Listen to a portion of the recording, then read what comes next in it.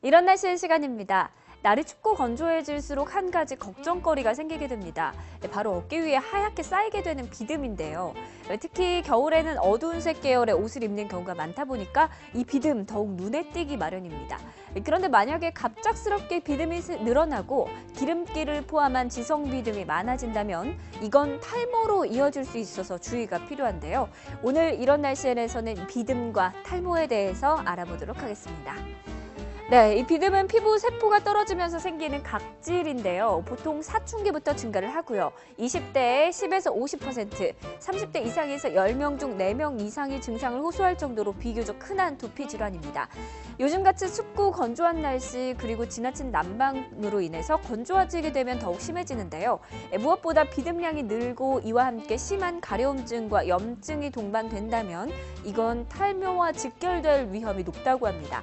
이 비듬은 피지선의 과다 분비, 호르몬의 불균형, 두피 세포의 과다 증식, 불규칙한 생활 습관 등으로 인해서 발생을 하는데요.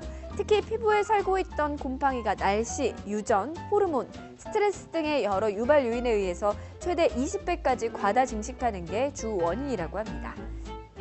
네, 비듬은 원인에 따라서 건성 비듬과 지성 비듬으로 나눌 수가 있는데요. 건성 비듬은 두피에 수분이 부족해지면서 각질이 탈락해서 생기는 비듬으로 입자가 곱고 하얀색을 띠는 것이 특징입니다. 반면 지성 비듬은 두피에 피지가 과도하게 분비되는 경우에 생기는 것으로 비듬 조각이 누런색을 띠고 조각이 크고요. 끈적이는 특징을 보입니다. 특히 지성 비듬은 비듬과 균이 두피의 모공을 막아서 피지 분비에 이상이 생기면 두피의 피지가 산화되면서 불쾌한 악취가 나기도 하고요. 염증이 생기기도 쉬운데요. 무엇보다 두피에 생기는 잦은 염증은 두피를 점점 더 민감하게 만들어서 사소한 자극에도 지루성 두피염, 모낭염 등 다양한 두피 질환을 유발하는 건 물론이고 조기 탈모 위험을 높일 수도 있습니다.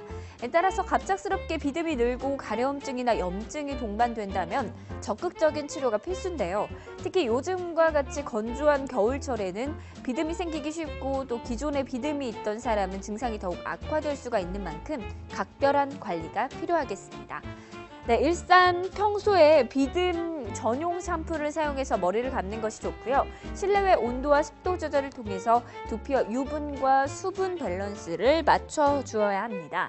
건성 비듬이라면 헤어팩이나 트리트먼트 등으로 두피에 충분한 수분을 공급을 해주고요. 꼭 필요한 수분까지 빼앗아갈 수 있는 드라이기 사용은 피해야 합니다.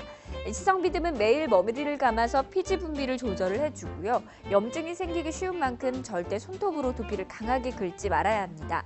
이 밖에도 평소 충분한 수면을 취하고 스트레스를 최소화하는 생활 습관과 인스턴트, 패스트푸드 위주의 불규칙한 식습관을 개선하는 것도 비듬 예방에 도움이 된다고 하네요.